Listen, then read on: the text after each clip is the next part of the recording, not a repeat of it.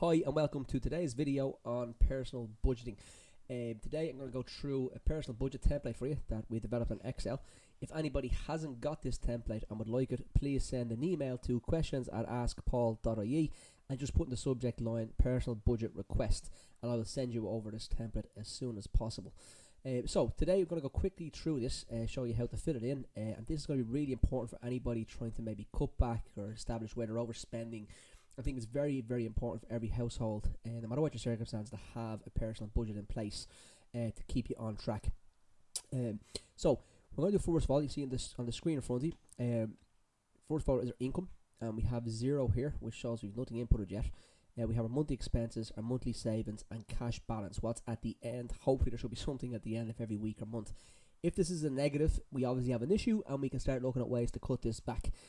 For those of you that saved, logged on to my website www.askpaul.ie and signed up to my weekly saving tips, you'll know that every week I give out a tip on how to cut your budget back and maybe ways to save money as well. So if you haven't done that, log on to askpaul.ie, the website, and sign up to the weekly saving tips as well to help you along the way.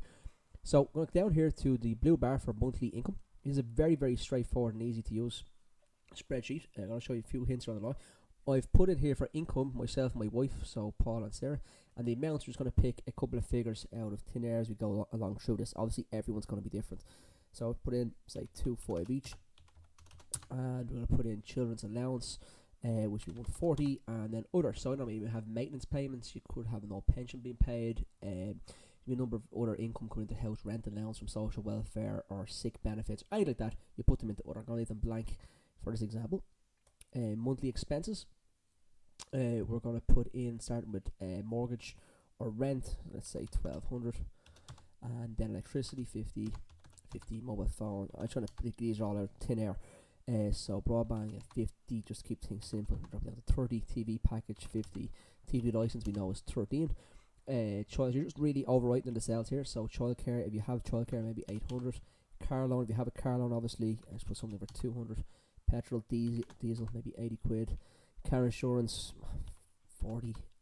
Groceries, don't forget this is per month, folks. So you want to multiply your monthly grocery bill here. Tip here would be to have your bank statement open if you can, and or looking at it on paper even. And if you want to go back to say the last time you spent in Dunn's or Tesco's or wherever you were shopping, it'd be more accurate for you obviously. So let's just put in say 100 a month, which is 400, 100 a week rather. Personal care, so bar say €40. Transport, if you are getting the Lewis, etc. Buses there. Health insurance, again put an average €50. Life insurance 50. Other insurance, this might be all too high, but you get the point. Other insurance, you can leave it blank for a second. Personal loan, so if you have any personal loans or credit cards, you're going to fill them in here. There's page down here slightly. So personal loan, bank, let's put in €150. Credit union loan, now don't put in your credit union share, your savings, so this is just your loan part of your credit union loan if you have one. Let's put in 100. If you have a credit card, maybe €50 a month. Memberships, again 50. To be separate pets out of these all the time to show you exactly how much they cost to maintain. So again, just let's say €40. Clothes and shoes, again we're based on a 2-parent, 1-child family, so I don't know, maybe 200. Gifts, take all gifts into consideration, nieces, nephews, Christmas, etc. So this tends to be quite high, so don't be afraid to put in what you think it is, and if you want to maybe cut back on that down at a later stage, you can. So let's put in maybe 200 here for the second. Entertainment nights outside, again let's be honest, put it in here what you think it's going to be, even if it's a high figure, and we can sort it out later on. So let's put in maybe €100 a week and 400. Online shopping, this is more for people that may have an issue with online shopping. Again, put your figure in here, no matter what it is, be honest, put it in, and again we can always pare it back or remove it later on. So again, maybe put in say 300. Other, for whatever else you want. So I'm only every family's going to be different, every household's going to be different rather, so you can put in whatever you want here obviously. If you want to add a line, for those that aren't familiar with Excel, you need to go over to the cell here, see my arrow here at number 32. You right click on your mouse and you can say insert. So say for example, if I wanted to put in I don't know, say a hobby, say it was golf, and I'm going to put in say €200 a month, or say 100 a month, 1200 for my golf subscriptions. So again, that's in there, it's very easy to do. Now date, you see I haven't mentioned date yet. The reason I haven't, and I want to come back to it, due date is in here, and what I want you to do is for your rent mortgage, you know what's on me for. Let's say it's the 1st of the month. Say from today's date is, let's say we're doing this from the 1st of January / 2018. So as you page down, you're going to put them on it. Now what we're going to do is, later on, we're going to have a look at the dates to see what's not coming out on the right date. And what I mean by that, if you get paid by the end of the month, you should try to have most of your debits going out in around the 28th to the 1st of the month. And that means that whatever you have left over is there. So you're not missing payments, you're not getting referral fees from your banks. It just makes it easier. So if you're putting your dates and you find that you have dates, stuff coming out of your bank account on all different dates, that's not really good management. You want to try and get all those dates onto the same day. So for argument's sake, if you get paid €2,000 at the end of the month, if €1,000 going out, they all go out on the 28th, you've got €1,000 left, and it's very hard for you to go wrong. So that's one little tip I'll give you now. So again, just bear that in mind, folks. The next one then we're going to go on to is monthly savings. So we've done something different here for the credit union. If you have a credit union account, we're going to put in the amount of your savings. Let's say it's 100 a month. You might have a deposit account and on-man savings account as well. We'll keep it on 100. What we're going to do here then is keep it education funds. What I want to do is keep off kind of once off big expenses that you have. Alright, so an education fund might be here saving for your children's education in 10, 15 years, whatever it may be. Let's, for argument's sake, say we're going to recycle the children's allowance that we put in a monthly income here, so it'll be 140. Pensions, let's say we don't have a pension set up yet, we're going to leave it at 0. Once off fund, what do I mean by once off fund? Everybody knows you're going to come up with big bills during the year. They could be home repairs, they could be car repairs, medical bills, etc. So rather than having to come out of your current account, set up an online savings account and maybe put in, I don't know, €100 or €200, whatever you want in here. That means hopefully at the end of year one, you're going to have a balance in here of 1,200. If anything happens, then you don't have to go through your normal cash flow. You don't take out your normal bank account, you go into your check account or your savings account and take out, say your car needed repair, €300 service, you take it out of this, and that defaults down then to 900, etc. And like I said, I think it's important to have these accounts set up. Annual fund again for your for maybe your holidays or your Christmas, whatever you think you're going to need there, maybe another €100. Again, by the end of the year, you have to have a balance in it.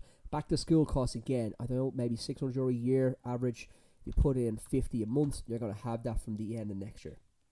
Again, you probably don't have a lot of accounts on your online account, but it's worthwhile separating all these out because it makes it very easy to know where you're getting the money from and what to do with it.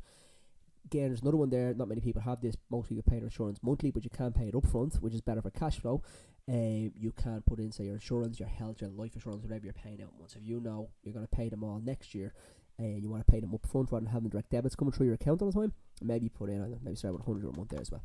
Emergency fund. This is very important. We think that everybody should have an emergency fund. Emergency is exactly what it says, an emergency. It's not, like I said above, where your car repairs or your home repairs. They're not emergencies as such. So real emergencies that happen that you need to get access to, I don't know, say we put in 1,500, 1,200 a year into this. So we put in €100, it's going to be 1,200 by the end of year one.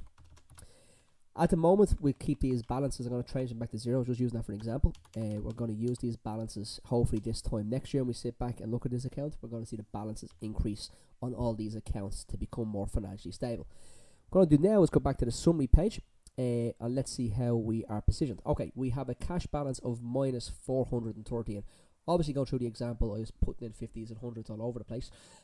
So if this is a situation, which in fairness an awful lot of people might find themselves in, the total income is 5140, monthly expenses is here at 4,763, and then monthly savings is 790. The obvious thing to do here is go into our savings account and start paring back what we're doing. So our deposit account becomes 0, our education fund for the moment becomes 0, the home repairs we reduce down to 50, same here for the annual fund, and again you might, because you're going to pay these monthly, take that out to 0 as well.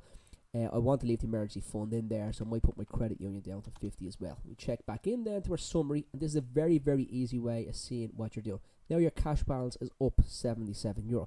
And this is a classic example of why personal budgeting is so important to everybody, because I see exactly where you're going wrong. It took me 5 minutes there to fill in that document and to see how much was going out and where I was kind of where I was in trouble with my minus. The other thing you can do then, if your 77 is enough buffer for you, you can go into your monthly expenses and then start paring them back. So what do I mean by this? Let's look at a couple of examples where it can easily be done. So if you go down to maybe your health insurance, your life insurance, let's say you shop around, you save, maybe bring that down to maybe €30, your health insurance down to €40. They're all these small impacts, but they make a big difference in relation to what you're doing. Your loans, you're not going to be able to really move. Maybe you pare back on gifts. You decide to become a little bit more miserable when you're giving money away to people. It will help. And if you come down to entertainment, maybe pare that back down a bit as well to maybe €300. And you can see what I'm doing here. It's a very, very easy exercise. And I go back to my summary. And now I'm up to €257. I'm making a few adjustments to my monthly expenditure. Again, extremely, extremely important to do this exercise. If you're in a situation where two people are living together, you can just do it maybe jointly together, sit down and go through all this and take some time. As always, you'll hear me saying in the videos, any questions, contact me at questions@AskPaul. I hope you found this information worthwhile. If you want, again, to get in touch, please do not hesitate to do so. Thanks for watching the videos, and please like, share and comment. Thank you.